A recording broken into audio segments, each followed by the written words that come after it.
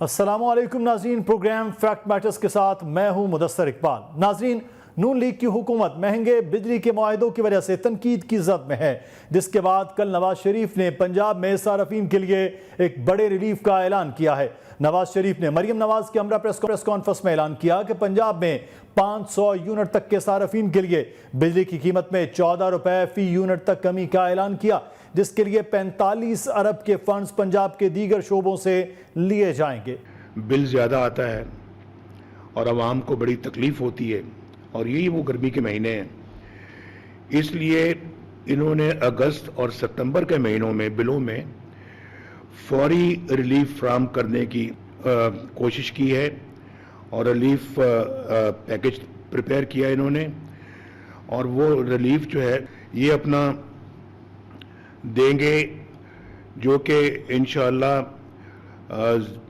0 से 500 unit consume करने वाले जो लोग हैं, बिजली के बिलों में से 14 रुपए जो है वो कम करके बिजली के बिल तैयार किए जाएंगे। और इस ऐलान के बाद नून लीग पर तनकीद का सिलसिला फिर शुरू हो गया कि नवाज शरीफ को एक सूबे की बजाय मरकज की सतह पर पाकिस्तान भर की आवाम के लिए रिलीफ का ऐलान करना चाहिए था, और यह ऐलान वजीर आजम की जानिब से किया जाना चाहिए था। नवाज शरीफ पर सियासी तनकीद इस हवाले से तो जायज़ है कि इस तरह उनकी प्रेस कॉन्फ्रेंस के सियासी असरात हैं कि वो मुल्क के 3 बार वजीर आजम रहे और पूरे मुल्क की बात उन्हें करनी चाहिए, ना कि एक सूबे की। लेकिन ये तनकीद बिला जवाज़ है कि कोई सूबा अपने आवाम के लिए रिलीफ का बंदोबस्त कर सकता है या नहीं, क्योंकि सूबा अपने वसाइल से अपनी आवाम को रिलीफ फराहम करने का मजाज है। इसके अलावा नून लीग की मौजूदा हुकूमत ने मुआशी बहाली के प्लान के लिए बरतानवी माहिर मईशत स्टीफन ड्रिकन की खिदमात हासिल की थी, लेकिन अब उनकी कारकर्दगी पर अदम एतमाद करते हुए मुआशी बहाली के प्लान इसाक डार की सरबराही में 7 रुकनी कमेटी को दे दिया गया है। यानी कि इसाक डार, जिन्हें इस बार वजीर खजाना नहीं लेकिन मुआशी बहाली का प्लान वो मुरतब करेंगे। इन मौज़ूआत पर बात करेंगे। इस वक्त हमारे साथ मौजूद है पाकिस्तान मुस्लिम नून के सीनियर रहनुमा डॉक्टर तारिक फजल चौधरी साहब। डॉक्टर साहब, बहुत शुक्रिया आपके वक्त का। ये 500 यूनिट तक के लिए 14 रुपए का ऐलान किया गया, ये एक बहुत बड़ा ऐलान और बड़ा ज़बरदस्त किस्म का एक फार्मूला कर दिया गया। लेकिन ये तनकीद हो रही कि वज़ीर आज़म साहब ये ऐलान करते तमाम सूबों के साथ मिलकर, ये एक सूबे में बैठकर मियाँ साहब का ऐलान करना वगैरह, ये कुछ समझ में नहीं आ रहा है। देखिए, बड़ी वाज़ेह बात है, इसमें कोई अभाम नहीं होना चाहिए। मरकजी सतह के ऊपर जो मुआहदात IMF के साथ हुए हैं, उसमें बिजली की कीमतों के हवाले से कमी, उसका हमारे पास बड़ा एक लिमिटेड स्कोप और इख्तियार है। ये एक वाज़ेह बात है, अब इसमें कोई ढकी छुपी बात नहीं है, इसलिए मैं खुल के आपसे ये बात कर रहा हूँ जी। उसके अलावा आपने देखा होगा कि जो 200 यूनिट तक के सार्फिन है, प्रोटेक्टेड एंड नॉन प्रोटेक्टेड, इस स्लैब में जो 50 अरब रुपए की मद में रिलीफ और रिलीफ दिया गया है पूरे पाकिस्तान में प्राइम मिनिस्टर साहब की तरफ से, वो भी हमने जो हमारे PSDP का यानी हमारे जो तरक्याती मंसूबे होते हैं, उस मद में जो पैसे रखे गए थे उसमें से काट के दिया है। वो फंड यानी हमने अपने ज़ाती इस्तेमाल के फंड जो है, तो हमें जो तरक्याती फंड दिए जाते हैं, बाकी मिनिस्ट्रीज के डेवलपमेंट के फंड होते हैं, उनमें से कटौती करके हमने 200 यूनिट तक के सार्फिन को वो रिलीफ दिया है। अब मजीद उसमें गुंजाइश निकालने की कोशिश जारी है कि कितना गुंजाइश हम मजीद अपने फंड में से कटौती करके मरकज की सतह पे दे सकते हैं, लेकिन अभी वो गुंजाइश फौरी तौर पे नजर नहीं आ रही। सही। पंजाब ने जो ऐलान किया है वो आपने अपनी इब्तदाई गुफ्तगू में बिल्कुल ठीक कहा, वो जो उनके ज़ाती रिसोर्सेज हैं सूबे के, उसमें से ये रिलीफ जो है ये दिया जा रहा है, और ये बहुत बड़ा इनिशिएटिव है मियां नवाज शरीफ साहब की हिदायत पे, जो हमारी चीफ मिनिस्टर पंजाब है मरियम नवाज शरीफ साहबा, उनकी तरफ से, और बाकी सूबों को मैं समझता हूँ कि इसे फॉलो करना चाहिए, इस मॉडल को फॉलो करना चाहिए। ये खुशाइंद है और ये काबिल तारीफ बात है कि एक सूबा अपने रिसोर्सेज पे अवाम को रिलीफ देने के हवाले से इस कदर संजीदा है, और इस बात बिल्कुल ये तो बात बड़ी अहम है। बिल्कुल आप बजा फरमा रहे हैं डॉक्टर साहब कि एक सूबे ने ये बहरहाल इनिशिएटिव लिया, लेकिन जब PSDP के फंड्स का मामला है उसको अब कटौती करके यहाँ भी आवाम को रिलीफ देने की बात है, तो तो इतनी ज़्यादा तनकीद की ज़द में आपकी हुकूमत पिछले 3-4 महीनों से, जब से ये बिलों का मामला रहा, ये पहले प्लान में क्यों नहीं था कि हम PSDP को पहले साल में कदरे कम करके ये कहीं ना कहीं बिजली के लिए ये चीज़ें मुख्तस करें, और अब वही प्लान जो अब 2 महीनों के लिए किया है, ये अगर 4 महीनों का प्लान होता तो आज ये भी तनकीद ना होती कि आपके दौर में बिजली महंगी हो गई?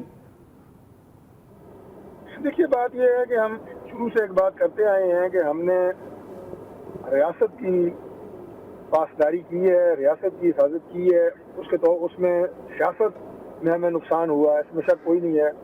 सख्त फैसले करने पड़े, लेकिन वो किए जो रियासत के मफाद में थे। ये जो बात आप कर रहे हैं, IMF के साथ जो मुज़ाकरात हुए हैं, उसमें काफ़ी आखिरी हद तक हमने कोशिश की है कि जिस कदर रिलीफ मुमकिन हो आवाम तक पहुँचाया जा सके, और मुज़ाकरात दर मुज़ाकरात, मीटिंग दर मीटिंग, तो आखिरी ये सूरत हाल निकली जब उसमें भी हमने देखा कि आवाम तकलीफ में है। तो फिर उसके बाद हमने जो है ये 50 अरब रुपए की जो रियायत या सब्सिडी निकाली PSDP से, ये फैसला किया गया कि उन मुज़ाकरात के नतीजे में और जो इतनी हमारी उनके साथ एग्रीमेंट हुआ उसमें मज़ीद गुंजाइश हमें निकालनी है, और वो जब एग्रीमेंट से नहीं निकल सकी तो फिर हमने PSDP से वो रिलीफ दी है। तो लिहाजा एक सोच है अवाम की फलाह महदूद की, अवाम की वेलफेयर की, और उसी के तहत हम आगे भी काम कर रहे हैं और करते रहेंगे इंशाल्लाह। मज़ीद भी आपको याद है कि प्राइम मिनिस्टर साहब ने 14 अगस्त की अपनी तकरीर में जो मरकजी पेंशन था उसमें उन्होंने ये ऐलान किया है कि बहुत जल्द अवाम बिजली की कीमतों में कमी के हवाले से खुशखबरी सुनेंगे। तो इसके ऊपर मुकम्मल काम हो रहा है, ये एक दिन की बात नहीं है। अच्छा डॉक्टर साहब, एक चीज़ जो कल जैसे मियां नवाज शरीफ साहब ने ये ऐलान किया, मरीम बीबी साथ बैठी हुई थी, तो अब ये ऐसा क्यों लग रहा है कि ये सूबे ने ऐलान कर दिया, मरकज़ पाकिस्तान मुस्लिम यूनियन के पास, सूबा पंजाब सबसे बड़ा सूबा, आधे से ज़ायद आबादी का सूबा, वो भी पाकिस्तान मुस्लिम यूनियन के पास, दोनों अलग अलग हैं। नवाज शरीफ साहब फरमा रहे थे कि वज़ीर आज़म साहब को भी इक़दाम करने चाहिए जो है वो बिजली के और बाकी इक़दाम, ये अलग अलग की ऐसी क्यों नज़र आ रही तस्वीर कि मरकज़ अलग चल रहा है, सूबा अलग चल रहा है, जमात एक है? देखिए, जमात एक है, क़यादत मियां नवाज शरीफ साहब की है।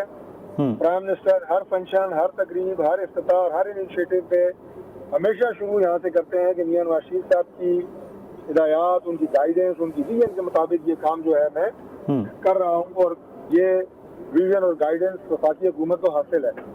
और पंजाब में चूँकि बराह रास्त वो बैठे हैं और उनकी बेटी वहाँ पे वज़ीर आला है, उनकी तो बराह रास्त सरपरस्ती कर रहे हैं, और उन्हें भी जहाँ जहाँ ज़रूरत होती है मियां नवाज शरीफ साहब उन्हें गाइड भी करते हैं और उनकी सरपरस्ती भी करते हैं। एक तो ये मैंने क्लियर कर दी। अब दूसरी बात, यकीनन मरकज़ और पंजाब अलग अलग है जी। मरकज़ की हुकूमत अलग होती है, उसकी डायमेंशंस अलग हैं। यहाँ पे कोalition गवर्नमेंट है, फैसले हमें कोalition सब मिल के लेने पड़ते हैं, और वो एक वफाकी सतह के फैसले होते हैं। पंजाब जो है वो हमारी सूबों में से एक सूबा है, सूबे की गवर्नमेंट अलग होती है, ज़ाहिर है उसका फंक्शनिंग, उसका तरीक़ाकार बिल्कुल मुख्तलिफ होता है। तो लिहाजा अलग अलग तो है, लेकिन जो सुपरविजन है, जो गाइडेंस है, जो सरपरस्ती है, वो एक है, पार्टी एक है, और वो मियां नवाज शरीफ साहब की क़यादत है। सही। अच्छा, वैसे आपका भी जो है वो ताल्लुक़ खालिस्तान वफाक से है, इसलिए आपका तो पंजाब से ताल्लुक़ भी नहीं है डॉक्टर साहब, ये भी एक फैक्टर है। लेकिन डॉक्टर साहब, एक चीज़ मैं आपसे यहाँ जानना चाहूँगा, ये वज़ीर ख़जाना इसहाक़ डार साहब को नहीं बनाया गया, जैसे मैंने अभी इब्तदाइये में बात की है, माशी बहाली का जो एक प्लान है उसके तो आप वो देखेंगे 7 रुकनी कमेटी जो है वो इसहाक़ डार साहब साथ होंगे। क्या वजह है कि वज़ारत ख़जाना उस तरह नहीं चल पा रही है, ये पैरेलल अलग से माशी बहाली की एक कमेटी बनाई गई है, ये क्या करेगी माशी बहाली की जो कमेटी बनाई गई है? देखिए, सबसे पहली बात तो ये है कि प्राइम मिनिस्टर साहब का ये फैसला है, और उसके पीछे उनकी क्या सोच है और क्या उनका विजन है, ये ज़ाहिर है उनसे बेहतर कोई नहीं जानता। लेकिन एक बात मैं आपको अर्ज़ कर दूँ, वो ये है कि वज़ारत ख़जाना अपने तौर में बेहतरीन काम कर रही है, और बेहतरीन तरीके से जो वज़ीर ख़जाना है वो अपनी वज़ारत को चला रहे हैं, अपनी अमूर को चला रहे हैं। जो माशी बहाली होती है, ये एक ब्रॉडर प्रोस्पेक्टिव में एक बहुत बड़ी टर्म है और बहुत बड़ा टास्क है। तो मुल्क जिन चैलेंजेस से गुजर रहा है वो सिर्फ एक नहीं है। बिजली की कमी है, बाकी हमारी बरामदात कितनी है, दरामदात कितनी है, उसके अलावा पाकिस्तान के अंदर ज़र मुबादला क्या है, हमें अपने बाकी लोगों से कैसे सपोर्ट लेनी है। अब देखें जैसे हमारे बरदर इस्लामी मालिक हैं, वहाँ मीटिंग्स होती हैं, प्राइम मिनिस्टर गए, सऊदी डेलीगेशन यहाँ पे आए, सरमाकारी की बात हुई, उसमें 4 वजारतों के जो वजीर हैं वो उस डेलीगेशन का हिस्सा थे। फिर जब सऊदी डेलीगेशन यहाँ पे आया तो 6 मिनिस्टर यहाँ पे उनसे मुज़ाकरात कर रहे हैं, मुआहदे साइन कर रहे हैं। ये है मुआशी बहाली, ये कोई एक वजारत का टास्क नहीं है। सही। इस वक्त ये नेशनल इशू है, एक नेशनल कॉज है जिसमें मल्टीपल गुजरा हैं। आप देखें जो जिस मुआशी बहाली आप कमेटी की बात कर रहे हैं, सब जिसे इसाकदार साहब हेड कर रहे हैं, उसमें कितने गुजरा हैं, वो सारे कंसर्न है मुआशी बहाली के साथ और मिलजुल के कैफेट करने के साथ, और ये उसी लेवल के ऊपर की जा रही है। इसका वजारत जो हमारी खजाना है जी, उसकी कारकर्दगी से या उसके जो डोमेन है, उसका जो आप ये कहें कि उसका जो काम करने का एक स्ट्रक्चर है जी, ये उससे कोई मुतसादम नहीं है। ठीक। ये काम करेंगे तो वो काम नहीं करेगा, वो काम करेंगे तो कमेटी रुक जाएगी, नहीं, वजारत अपना काम करती रहेगी। ये ओवरऑल मुख्तलिफ वजारतों का एक मजमूआ है जो एक कंप्रीहेंसिव प्लान तैयार करेंगे और उस पर इंशाल्लाह अमल दरामद होगा और पाकिस्तान आगे बढ़ेगा और तरक्की करेगा। सही। अच्छा डॉक्टर साहब, एक चीज़ कल भी मियां नवाज शरीफ साहब जब गुफ्तगू कर रहे थे तब भी उन्होंने ये बात की, अपने माजी के हवाले से 2017 तक की जो उनकी हुकूमत थी उस पर भी बात कर रहे थे, तब भी उन्होंने ये लफ्ज़ इस्तेमाल किया कि उनकी हुकूमत क्यों ख़त्म की गई, उन्हें क्यों निकाला गया। आज तक वो सवाल का जवाब तलाश कर रहे हैं। अब आपकी हुकूमत भी आई है, मियाँ साहब को अभी तक वो अपनी हुकूमत के खात्मे के जवाब क्यों नहीं मिल पा रहा? देखिए, ये कोई ज़ाहिर है कोई एक फैक्टर तो था नहीं या है नहीं कि इसका जवाब यस और नो में होगा। मियां नवाज शरीफ साहब इसका जिक्र कतई तौर पे इसलिए नहीं करते कि उन मियाँ साहब किसी से बदला लेना चाहते हैं या मियाँ साहब कोई इसके जरिए को हमदर्दी हासिल करना चाहते हैं, नहीं। मियां नवाज शरीफ इस वक्त जिन मसाइल का पाकिस्तान शिकार है, जिन मुश्किल हालात से हम गुजर रहे हैं, उसके कंपैरिजन में और उसकी जो वजूहात हैं वो बयान करते हुए बताते हैं हमेशा कि पाकिस्तान खुशहाली के किस मंजिल और किस पैमाने पे था, किस पेडिस्टल पे खड़ा था, और उसके बाद जो साजिश मियां नवाज शरीफ साहब के खिलाफ की गई उसके नतीजे में मुल्क आज कहाँ खड़ा है। उनका मवाजना डॉलर के रेट का, उस वक्त पाकिस्तान में महंगाई की शरह का, वो बिजली के रेट, पेट्रोल डीजल की कीमतें, आज उनसे मवाजना करने का मकसद अपनी कोई सेल्फ प्रोडक्शन नहीं है। मकसद सिर्फ ये होता है कि हम कहाँ खड़े थे, अवाम किस खुशहाली में थी, आज हम कहाँ हैं। और ये वो तमाम अवामिल जिन्होंने इसमें अपना एक मंशी किरदार अदा किया, मावरा आइन अगर किसी ने किरदार अदा किया, उससे मुल्क को नुकसान पहुंचा है और आइंदा हमने उससे बचना है। हमने को बदले तो नहीं लेने, आइंदा हमने बचना है। ये वो सारी बात होती है जिसका आप जिक्र कर रहे हैं। लेकिन डॉक्टर साहब, पिछले तकरीबन 2.25 साल से तो हुकूमत में जो मेजॉरिटी हिस्सा है वो पाकिस्तान मुस्लिम नून की हुकूमत पहले भी रही, फिर इलेक्शन हुआ, इलेक्शन में निगरान हुकूमत एक तवील थी, फिर उसके बाद फिर आपकी हुकूमत अब आई, तो अब ये एक तवील वक्त तो हो गया है, लेकिन अब जो बात, जो वादे, जो बातें थी वहाँ तक पहुँचने में मज़ीद कितना वक्त आपको दरकार है कि मुआशी बहाली की भी बात हो जाए, हालात की बेहतरी की भी बात हो जाए, और आम आदमी जो आपसे भी सवाल आज कर रहा होगा, वैसे तो क्योंकि आप एक अवामी आदमी हैं और सवाल मीडिया पर भी आके वो कर रहा होता है, वो कब तक मुमकिन है? देखिए, ये जो कमेटी जिसका आपने जिक्र किया, मैं उसी का हवाला दोबारा दूंगा, जो मुआशी बहाली कमेटी है। तो मैं या महीनों का टाइम तो नहीं दिया जा सकता, लेकिन इंशाल्लाह जिस विजन के साथ प्राइम मिनिस्टर शहबाज शरीफ साहब और डेडिकेशन के साथ काम कर रहे हैं, हमारी कोशिश है कि जल्द अज जल्द पाकिस्तान दोबारा तरक्की की मंजिल की जानिब गामजन हो और तरक्की के रास्ते के ऊपर दोबारा इंशाल्लाह रवां दवा हो। बिल्कुल उसी तरह जिस तरह मियां नवाज शरीफ साहब अपने जो 4 साल दौर उनका था, जिसका वो हवाला दे के बता रहे थे कि पाकिस्तान कितनी तेजी के साथ आगे बढ़ रहा था, न सिर्फ अंदरूनी तौर पे बल्कि बैरूनी दुनिया में भी हमारा क्या मकाम था। अच्छा डॉक्टर साहब, बाकी सूबों से भी कोई बात हुई? जैसे पंजाब में ये मामला हुआ जब वज़ीर-ए-आज़म ने तो कहा कि बहुत जल्द बिजली में एक अच्छी खबरें आएंगी, लेकिन क्या बाकी सूबे भी हैं, ख़ासतौर पे KPK, सिंध, जहां पर आपकी हुकूमत नहीं है, वो भी मिलकर कोई ऐसा फैसला करें कि बिजली की कीमतें वहां भी कम हों? सूबों को खुद भी इनिशिएटिव लेने की जरूरत है। मरकज तो बिल्कुल मरकजी सतह के ऊपर, मैं बता चुका हूँ आपको, आपने वही बात दोबारा पूछी है कि मियां शहबाज शरीफ साहब ने, प्राइम मिनिस्टर ने 14 अगस्त को ऐलान किया है। इंशाल्लाह इस पर मरकज भी काम कर रहा है, सूबों को भी इसमें फैसिलिटेट किया जाएगा। और जहाँ तक ताल्लुक है कि पंजाब, तो पंजाब का मॉडल सूबे अगर फॉलो करेंगे, हमसे कोई रहनुमाई लेना चाहेंगे, तो हम इंशाल्लाह उनकी मदद, उनकी ताउन के लिए बिल्कुल, पहले भी पंजाब हाजिर था, आज भी पंजाब हाजिर है। ठीक है, बहुत शुक्रिया। डॉक्टर तारिक फजल चौधरी पाकिस्तान मुस्लिम नून के रहनुमा हमारे साथ मौजूद थे। और बिजली एक जानिब महंगी है, मुआहदे हुए, वो मुआहदे बड़े लंबे चौड़े हो गए और अब बिजली को सस्ता करने का भी पाकिस्तान मुस्लिम नून पंजाब की हुकूमत ने फैसला किया है। अशफाक तोला साहब हमारे साथ मौजूद हैं, माहिर माशियात हैं। बहुत शुक्रिया अशफाक तोला साहब आपके वक्त का। एक तरफ तो महंगी बिजली के मुआहदे हैं जो शायद चिपक गए हैं हुकूमतों के साथ भी और इस मुल्क की आवाम के साथ भी, कारोबारी लोगों के साथ भी, और दूसरी जानिब मामला है कि अब ये 14 रुपये सस्ता किया जा रहा, PSDP के भी फंड्स हैं, तो क्या ये मुमकिन है कि बाकी सूबे भी, सिंध के बारे में भी ये सुनने में आया है कि वहाँ भी ये फैसला किया जा रहा है कि ये कर सकते थे पहले भी और अब भी कर सकते हैं कि सस्ती बिजली कर दें? जी, कानूनन तो कोई इन पे एम्बार्गो नहीं है। सूबे अपने जो उनके NFC अवार्ड के जो पैसे आते हैं उसमें से वो कर सकते हैं, पब्लिक की फलाह पे काम कर सकते हैं। मगर ये आप कब तक करते रहेंगे? देखिए, आप बेसिकली ये जो 14 रुपए बिजली सस्ती करने की बात करें, मुझे बड़ा एहतराम है मेरे मोहम्मद नवाज शरीफ साहब का, बड़े हमेशा बड़े लाइक मेरे प्राइम मिनिस्टर रहे हैं और ये अच्छा फैसला है इनका।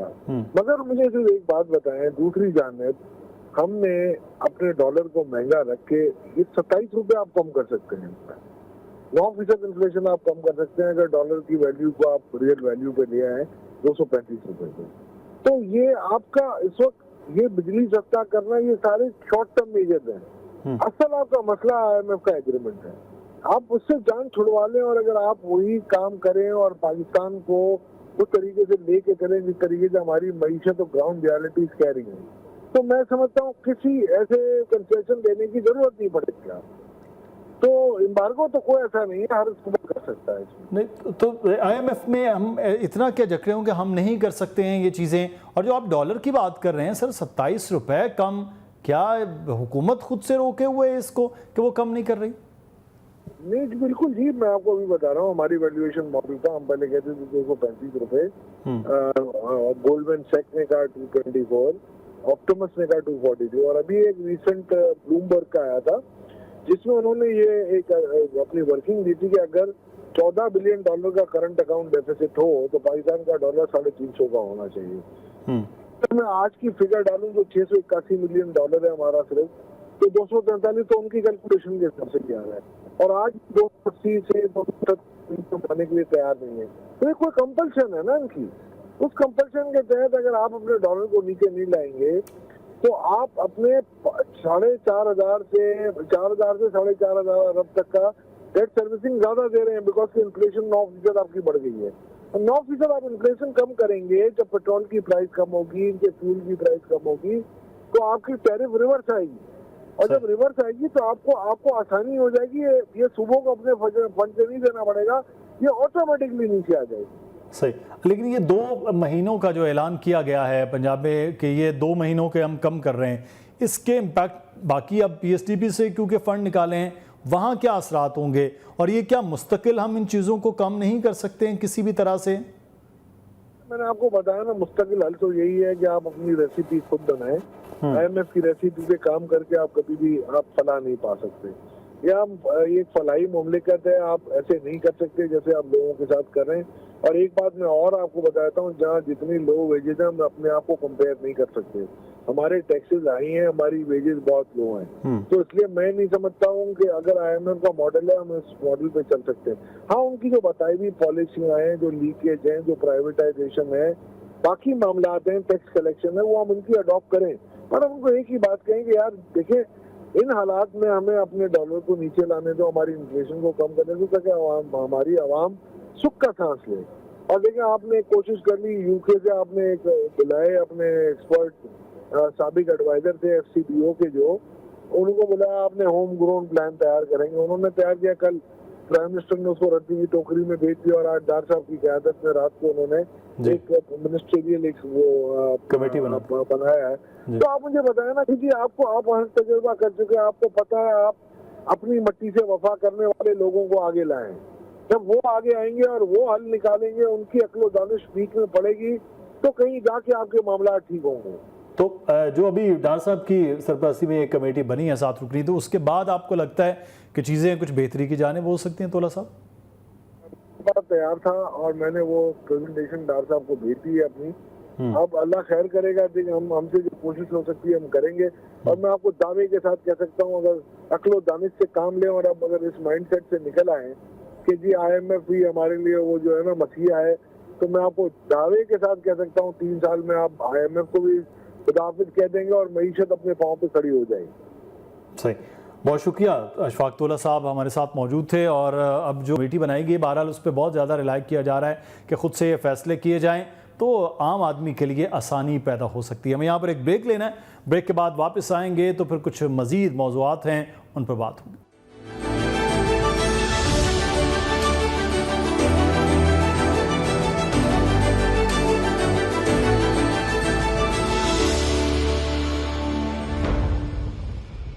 ब्रेक के बाद आपको खुशामदीद कहते हैं नाज़रीन। इस वक्त पाकिस्तान तहरीक इंसाफ को 2 चैलेंजेस का सामना। एक जानिब करप्शन के इल्ज़ामात KPK हुकूमत में वज़रा वज़ीर आला के दरमियान लगाए जा रहे हैं। दूसरी जानिब हम ये देख रहे हैं, पार्टी के अंदर ही ये कहा जा रहा है कि जिसकी बानी तक रसाई है उसी की ही हुकूमत पार्टी के अंदर नजर आ रही है। क्या वजूहात हैं कि पार्टी क्या टूट फूट का शिकार हो रही है या फिर अपनी अपनी गेम सब चलाने की कोशिश कर रहे हैं? नंबर 1 इस वक्त नजर आ रहा है, शकील खान कह रहे हैं वजीर आला करप्शन में मुलव्वस हैं। वजीर आला ने जो कमेटी बनाई उसके तहत शकील खान को उनकी वजारत से हटा दिया गया है। कुछ नाम और भी सामने आ रहे हैं। अगले आने वाले वक्त में कौन कौन से नाम होंगे, क्या करप्शन के मामलात हैं कि पहला ही साल है हुकूमत का और करप्शन पाकिस्तान तहरीक इंसाफ और KPK में बहुत तेजी के साथ सामने आ रही है। क्या ये सिर्फ सियासी बयानात हैं, सियासत की लड़ाई है या वाकई करप्शन का बाजार गर्म है? दूसरी जानिब इस वक्त ग्रुपिंग होती नजर आ रही है।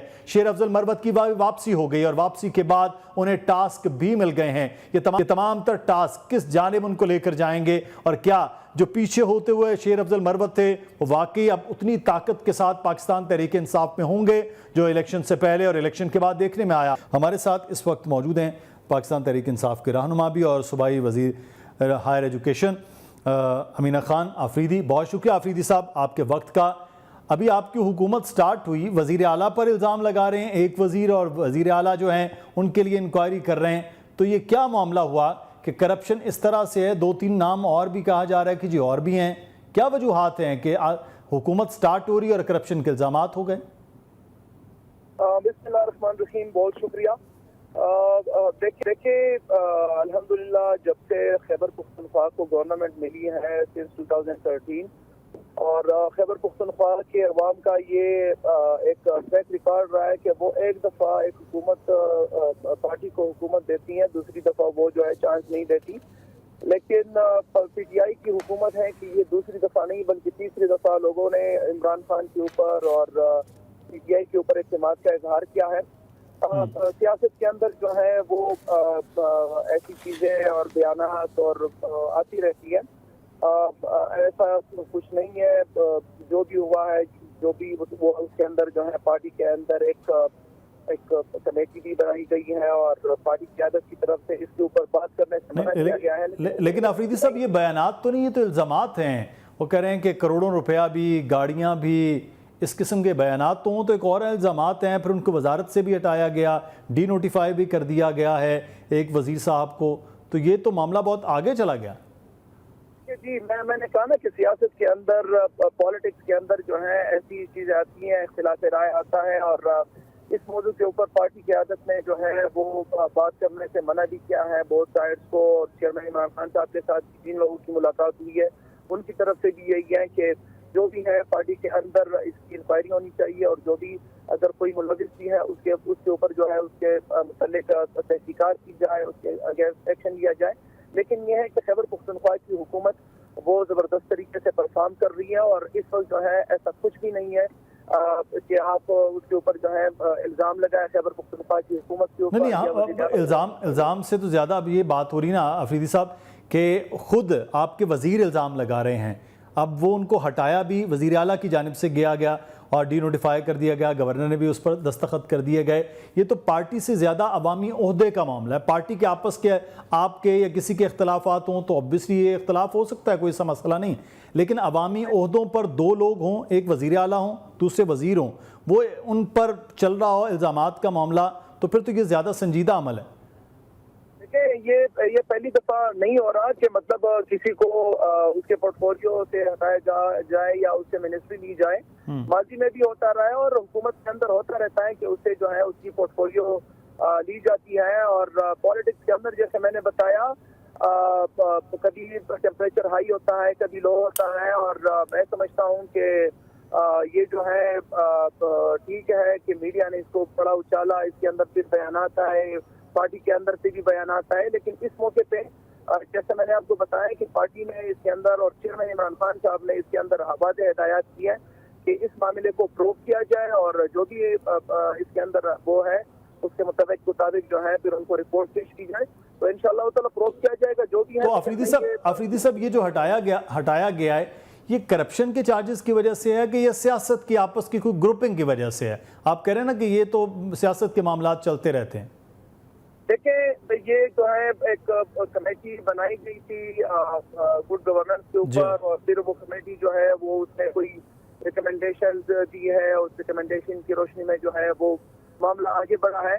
अब वो कमेटी की रिकमेंडेशन जो है आपको पता है कि वो पब्लिक नहीं हुई और वो जो है वो मुतल्लिक कमेटी को ही पता है कि वो क्या चीज़ थी। अब जरूरी नहीं है कि गुड गवर्नेंस में जो है वो करप्शन ही आती है या नहीं आती, वो कमेटी को पता है। लेकिन मैं इतना कहना चाहता हूँ कि वज़ीर आला खैबर पख्तूनख्वा यामीन गंडापुर साहब की सरबराही में सूबे ने पहले दिन से लेके आज तक भरपूर तरीके से परफॉर्म कर रहा है।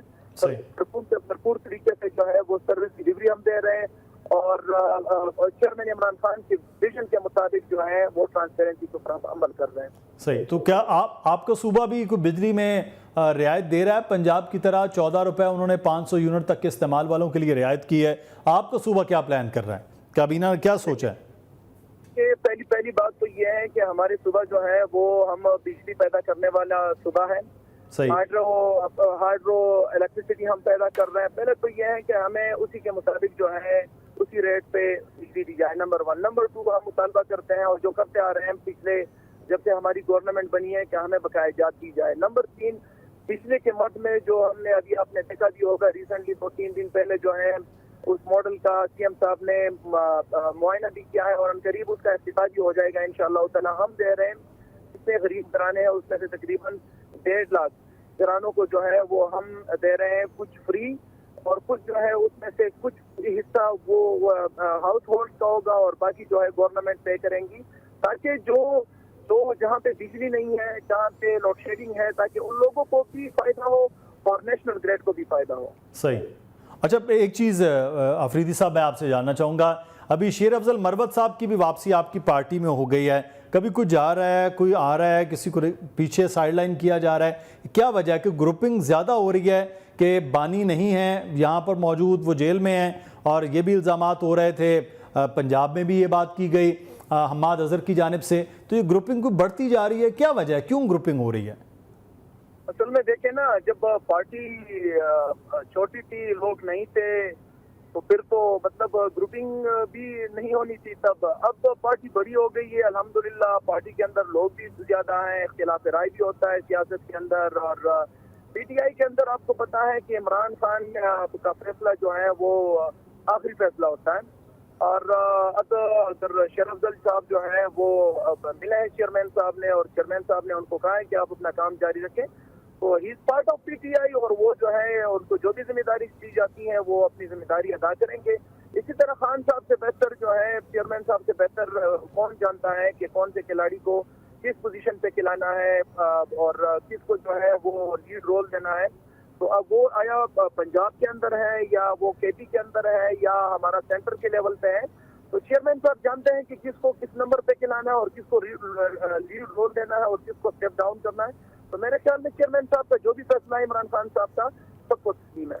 लेकिन ये कहा जा रहा है कि चेयरमैन साहब तक जिनकी रसाई है उनके लिए चीज़ें आसान हो जाती हैं, बाकी लोगों के हवाले से खबरें अजीबोगरीब बताई जाती हैं, वो उनको पीछे किया जाता है। हम्माद अजहर का भी ये इल्ज़ाम था। तो जिनकी रसाई है वो पावर में होते हैं, जिनकी रसाई नहीं होती उनको पावर नहीं मिल रही है क्या? देखिए, तकरीबन खान साहब के पास जो है लिस्ट जाती है, खान साहब खुद जो है उसका नाम सेलेक्ट करते हैं और उसी के मुताबिक लोग मिलते हैं। मैं तकरीबन पिछले हफ्ते या उससे पहले हफ्ते में खुद मिला हूँ चेयरमैन इमरान खान से और उन्होंने मुझे बुलाया था और तकरीबन पॉलिटिकल इश्यूज के ऊपर भी बात हुई, गवर्नमेंट के ऊपर भी बात हुई, मेरे डिपार्टमेंट के ऊपर भी बात हुई। तो ऐसी कोई बात नहीं है और खान साहब जो है वो उनको लीडरशिप के ऊपर इत्मीनान है और जब उन्हें लगा कि अब परफॉर्म नहीं हो रहा तो वो जो है वो एक लम्हा भी ज़ाया नहीं करेंगे। तो जो लीडरशिप है खान साहब को इत्मीनान है, उनके नॉमिनी है और हम सबको उनके ऊपर इत्मीनान है। सही, बहुत शुक्रिया। मीना खान हमारे साथ मौजूद थे, सूबाई वजीर केपी के। और कहा जा रहा है कि किसी किस्म की ग्रुपिंग नहीं है, इख्तलाफ है इस वक्त जो नज़र आ रहा है। हमें यहाँ पर एक छोटा सा ब्रेक लेना है, ब्रेक के बाद वापस आएंगे, फिर कुछ बात करेंगे एक बहुत ही अफसोसनाक वाक़या जो कोलकाता इंडिया में पेश आया है, जिसके बाद पूरी दुनिया में बात हो रही है। ब्रेक लेते हैं।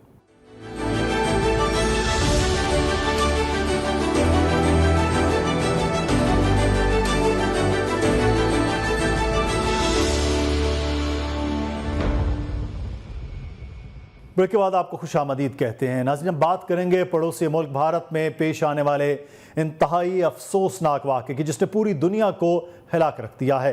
इत्तलात के मुताबिक भारतीय शहर कोलकाता के अस्पताल में एक खातून डॉक्टर को ज़्यादती का निशाना बनाने के बाद कत्ल कर दिया गया। कत्ल होने वाली डॉक्टर की लाश टीचिंग अस्पताल के सेमिनार हॉल में मिली, जहां वो 36 घंटे की शिफ्ट में काम कर रही थी। वाक़े के बाद भारत के लाखों हेल्थ वर्कर्स और उनके हामियों ने खातून डॉक्टर की असमदरी और बहिमाना कत्ल के खिलाफ मुल्कगीर एहतजाज शुरू कर दिया है। इस वक्त तक दिल्ली, हैदराबाद, मुंबई, पुणे, लखनऊ, अहमदाबाद, गुवाहाटी और तमिलनाडु के साथ साथ दीगर शहरों में भी एहतजाज का सिलसिला शुरू हो चुका है। हिंदुस्तान भर के अस्पतालों और क्लिनिक्स ने इमरजेंसी के अलावा मरीजों के इलाज का भी बायकॉट कर दिया है। साथ ही साथ इंडियन मेडिकल एसोसिएशन ने भी आज मुल्कगीर हड़ताल का ऐलान किया है। दूसरे शहरों में डॉक्टर्स की तंजीमों और मगरबी बंगाल में सियासी जमातों ने भी एहतजाज की कॉल दे रखी है। ताज़ा तरीन इत्तलात के मुताबिक भारत में जारी डॉक्टर्स के इस एहतजाज के दौरान सैकड़ों डॉक्टर्स को गिरफ्तार भी कर लिया गया। भारत से आए रोज खवातीन के साथ ज्यादती के बाद कत्ल के वाकयात रिपोर्ट होते रहे हैं। हाल ही में भारतीय शहर उत्तराखंड में एक नर्स को काम से घर लौटते हुए मुबैना तौर पर ज्यादती के बाद कत्ल कर दिया गया था। खातून नर्स जुलाई के आखिर में लापता हुई थी और उनकी लाश गुज़श्ता हफ्ते मिली थी। इसी तरह एक और वाक़े में एक नौउम्र दलित लड़की को मुबैना तौर पर ज्यादती के बाद कत्ल कर दिया गया था और इसकी मस्कशुदा लाश एक गांव के तालाब के करीब से मिली। माजी में भी इस तरह के वाक़यात रूनुमा हो चुके हैं। 16 दिसंबर 2012 को एक 22 साल लड़की को बस में सफ़र करते हुए इज्तिमाई ज्यादती का निशाना बनाया गया, जिसके नतीजे में वो चल बसी थी। अफसोसनाक बात यह है कि नेशनल क्राइम रिकॉर्ड ब्यूरो के मुताबिक 2022 में भारत में 31,000 से ज़ायद रेप के वाकयात रिपोर्ट हुए थे। भारत औरतों के लिए महफूज मुल्क है या नहीं, ये सवाल एक तरफ, लेकिन हमें इस अमर पर तवज्जो देने की ज़रूरत है कि इस तरह के वाकयात से कैसे बचा जा सकता है। ख़वातीन को एक बावकार और महफूज माहौल कैसे फराहम किया जा सकता है जिसमें वो मर्दों के शाना बशाना काम कर सकें। तरक्की पजीर ममालिक में ख़वातीन पहले ही मर्दों से बहुत पीछे और ख़वातीन के मईशत में हिस्सा न होने के बराबर है। अगर ऐसे ममालिक में ख़वातीन को साजगार माहौल न फराहम किया गया और ऐसे वाक़यात नुमदार होते रहे तो हालात में बेहतरी किसी सूरत भी मुमकिन नहीं है। इस सब के लिए कानून की हुक्मरानी भी ज़रूरी है ताकि जो लोग ऐसे घिनौने जराइम में मुलव्वस पाए जाएं उनको सख्त से सख्त सज़ा दी जाए ताकि वो इबरत का निशान बन सके। वनर राय हमारे साथ मौजूद हैं, भारतीय सहाफ़ी हैं। बहुत शुक्रिया वनर राय आपका वक्त का। ये इस तरह के वाक़यात साल में एक दो बार पहले भी कोई ना कोई होता है। पहले भी एक नर्स के साथ वाक़या पेश आया, अभी जुलाई में उनकी भी लाश चंद दिन के बाद मिली। ये इस तरह का गैंग रेप का ये चीज़ें होना ये क्यों बढ़ रहा है माशरे में? देखिए, विकृत मानसिकता के जो लोग हैं समाज में, ये उनके कृत्यों का एक तरह से कह सकते परिणाम है, जिसके चलते समाज शर्मसार होता है और एक तरह से नारी शक्ति है, जो महिलाएं हैं वो सुरक्षित अपने आप को महसूस करती है। कलकत्ता का जो वाकया हुआ, जिस तरीके से उसमें मैं कह सकता हूँ कि ये एक इस समय सीबीआई इस पूरे मामले की जांच कर रही है और सीबीआई इस निष्कर्ष पे पहुंचेगी, क्योंकि आपने देखा है कि इस मामले को कितनी गंभीरता से भारत ने लिया है, क्योंकि लाल किले से इस घटना का खुद प्रधानमंत्री ने संज्ञान लिया है और जिस जगह की वाकया है कलकत्ता पश्चिम बंगाल, वहाँ की जो मुख्यमंत्री है वो खुद एक महिला है, ममता बनर्जी जी। लेकिन सबसे बड़ा सवाल ये है कि ये जो घटना हुई है वो अपने आप में समाज के उस मानसिकता को प्रदर्शित करती है जो सिर्फ भारत ही नहीं, कई जगहों की इस तरह की घटनाएं देखने को मिलती है। और इससे सोसाइटी जब तक ऐसे लोगों को तिरस्कृत नहीं करेगी, ऐसे लोगों को नकारेगी नहीं और कठोर दंड का प्रोविजन नहीं देगी, तब तक इस तरह की घटनाओं पे अंकुश लगाना बड़ा मुश्किल है। क्योंकि आज की तारीख में जिस तरीके से घटना हुई है उसमें सिर्फ डॉक्टर समुदाय की बात नहीं है, जो भी समाज का संवेदनशील व्यक्ति है वो इस घटना से आहत है कि आखिरकार इस तरह की घटना कैसे हुई, वो भी एक मेडिकल कैंपस के अंदर जहाँ पे सुरक्षा भी होती है, जहाँ पे बाकी स्टाफ भी होते हैं। इस तरह की घटना को देखते हुए मैं कह सकता हूँ कि कहीं न कहीं ये एक जो अपराधी हैं या तो इतने साथी थे या उनके मन में इस तरह की उद्दंडता चल रही थी कि उन्होंने इस तरह के गैंगरेप को अंजाम दिया है। अब जांच की प्रक्रिया जारी है, दिल्ली से सीबीआई टीम ने पूरे मामले को अपने हाथों में ले रखा है। हम उम्मीद करते हैं कि जल्द से जल्द दोषी पकड़े जाएंगे। अच्छा विनय, एक चीज मैं आज कुछ रिकॉर्ड देख रहा था 2022 में आपके अपने ही नेशनल क्राइम रिकॉर्ड ब्यूरो के मुताबिक 31,000 से जायद रेप के ये वाकयात हुए हैं। फिर हमें कोलकाता का नज़र आता है, रिलेटिवली बहुत सी जो स्टेट्स हैं उनसे वो बड़ा मॉडरेट है, उसके बावजूद यहाँ के एक वाकया होना, फिर मेडिकल कॉलेज में होना, ये एक और बिल्कुल मुख्तलिफ चीज़ है। ये वाकयात मुसलसल बढ़ रहे हैं, 22 के बाद 23 में और ज़्यादा वाकया। एक बहुत बड़ा वाकया भी हुआ था 2012 में, जब बस में एक सफ़र करते हुए भी एक बच्ची के साथ ऐसा ही रेप का हुआ। ये इस किस्म के वाकयात बढ़ क्यों रहे हैं? देखिए, मैंने पहले ही कहा कि जब आपने निर्भया केसेस का जिक्र किया 2012 का, उस केस को अगर आपने क्लोजली वॉच किया होगा तो जो भी उसके एक्यूज थे वो पढ़े लिखे व्यक्ति नहीं थे। बस का ड्राइवर, बस का कंडक्टर, जिनको एक तरीके से कह सकते हैं कि जो जाहिल टाइप के लोग होते हैं, जिनको लगता है कि वो क्षण आवेश में कोई क्राइम को अंजाम दे देंगे, वो पकड़े नहीं जाएंगे, या अपने क्षण भर की संतुष्टि भाव के लिए जो उन्होंने इस तरह का कृत्य किया है उसका परिणाम है। और यही कारण 140 करोड़ का देश है और यहाँ पे पुलिस ऐसा नहीं कि कार्रवाई नहीं करती, लेकिन वुमेन अगेंस्ट जो क्राइम है वो ज्यादातर हमने देखा है कि घरों के अंदर होता है। और कई बार जो चीजें होती हैं उस पर जब पर्दा डालते हैं तो चीजें और बढ़ जाती हैं। तो जो वर्तमान परिस्थिति है उस हिसाब से मैं कह सकता हूँ कि क्राइम रिकॉर्ड का जो डाटा है वो अपनी जगह है, लेकिन सबसे बड़ी चीज है कि आप किसी भी एक्यूज को पकड़ने के बाद कितनी त्वरित गति से उसके खिलाफ कार्रवाई करते हैं, उसको सजा सुनाते हैं, और इसका सोसाइटी किस तरह से उसको तिरस्कृत करती है। जब सोसाइटी में इसकी चर्चा होती है तब जाकर के समाज की ग्रूमिंग होती है, क्योंकि जो लड़का इस तरह की घटना में इस्तेमाल होता है वो भी किसी उसके घर में भी बहन है, वो भी किसी माँ का बेटा है, लेकिन आखिरकार किस मानसिकता के साथ वो पल रहा है, किस मानसिकता को शिकार होता है, कितना घिनौना कृत्य करता है। तो सबसे बड़ी चीज है पुलिस अपना काम करेगी, लेकिन सोसाइटी का भी एक रोल है, चाहे कोई भी देश हो, क्योंकि नारी के खिलाफ जो घटना हुई है, एक पढ़ी लिखी लड़की जो पढ़ रही थी उस कैंपस में किस तरह से उसने असुरक्षित अपने आप को पाया, और जो अभी तक की फैक्ट फाइंडिंग्स आई है उसके आधार में कह सकता हूँ कि यह बड़ा ही दुर्भाग्यपूर्ण घटना था, और इस पर जितनी जल्दी कार्रवाई होगी उतना ही बड़ा एक लेसन जाएगा। और मैं तो ये कहूंगा इस तरीके का जांच एजेंसियां संदेश दें कि पूरी दुनिया को एक संदेश जाए कि कोई महिलाओं के खिलाफ अगर अपराध करता है तो उसको किस तरह से सजा दिया जाए। अच्छा, लेकिन ये है कि नारियों के लिए बड़ा मुश्किल हो जाता है, ऐसा कोई वाकया हो, खौफ आ जाता है। कोई भी जॉब करने वाली हों, वो बस में, ट्रैम में वो ट्रैवल कर रही होती हैं, मेट्रोज में, तो ये खौफ आप समझते हैं इस वाकये के बाद भी हुआ, स्पेशली गर्ल्स में, उन खवातीन में जो जॉब कर रही हैं, आ रही हैं, जा रही हैं, क्योंकि एकदम से क्योस हो जाता है ना बने। देखिए, ऐसा नहीं है कि देखिए एक चीज ये होती है चिंता होना कि आखिरकार किस तरह की समाज अभी भी इस आधुनिक युग में जब सोसाइटी में इतनी चर्चा वुमेन एम्पावरमेंट की हो रही है, उनके सशक्तिकरण की हो रही है, किस तरह की चीजें हैं। खौफ का होना अलग है, गुस्से का होना अलग है। इस समय जो घटना हुई है उसको लेकर सोसाइटी का हर वर्ग गुस्से में है कि चाहे वो सेलेक्टेड 140 करोड़ देश में जो क्रिमिनल होंगे वो 4 या 5 होंगे, लेकिन उन्होंने जो कृत्य किया उसका संदेश पूरे दुनिया में गया। कि आखिरकार इस देश में जहां पर नारी को पूजा जाता हो, नारी को एक देवी के रूप में देखा जाता हो, वहां ये घटना हुई कैसे?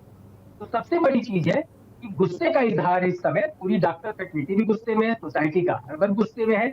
सिर्फ इस बात का इंतजार है कि जब अपनी जांच एजेंसी अपनी रिपोर्ट कंप्लीट करे, सारे एक्यूज गिरफ्तार हों, आखिरकार इस घटना में कौन कौन लोग इन्वॉल्व थे। क्योंकि प्रथम दृष्टया ये भी देखा गया है कि जो हॉस्पिटल प्रशासन है उसके तरफ से भी चीजों को छुपाने की कोशिश की गई, जो लोकल की पुलिस थी उससे भी चीजों को उस तरीके से पहले टैकल नहीं किया, क्योंकि हर आदमी को लगता है कि चीजों को दबा दो। लेकिन ये मामला इस तरीके से सामने आया है, इसको मैं देख के कह सकता हूँ कि जिस घटना पर देश के प्रधानमंत्री की नजर हो, अब इसमें दोषी बख्शे नहीं जाएंगे तो तय है, लेकिन संदेश एक सकारात्मक पूरे देश में जाए और एक्यूज के खिलाफ इतनी जल्दी और त्वरित कार्रवाई हो कि अपराधियों को भी लगे कि अगर कोई भी ऐसा कार्य करेगा तो बख्शा नहीं जाएगा। और सबसे बड़ी चीज है सोसाइटी में ग्रूमिंग, चाहे स्कूल का माहौल हो, चाहे घर में माता पिता हो, उसको भी एक अपने बच्चों को ग्रूम करने की जरूरत है कि आखिरकार वो किस परवरिश में पल रहे हैं और किस तरह की घटनाओं को अंजाम दे रहे हैं। सही, बहुत शुक्रिया, thank you so much Vanern. हमारे साथ मौजूद थे भारतीय सहाफ़ी। और सबसे अमर ज़रूरी है कि थर्ड वर्ल्ड कंट्रीज़ में एक मामला कि जब भी ख़वातीन के साथ इस किस्म के वाक़यात होते हैं, हम एक जानिब कहते हैं कि माशी तौर पर उन ख़वातीन को शामिल होना चाहिए उस मुल्क की तरक्की में, दूसरी जानिब हम ये देखते हैं कि थर्ड वर्ल्ड कंट्रीज़ में अमूमी तौर पर ख़वातीन के लिए माहौल जो है वो महफूज नहीं होता, वर्क प्लेस पर उसका महफूज होना बहुत ज़्यादा ज़रूरी है। प्रोग्राम से मुदस्सिर इकबाल को इजाज़त दीजिए, अपना ख्याल रखिएगा, अल्लाह हाफ़िज़।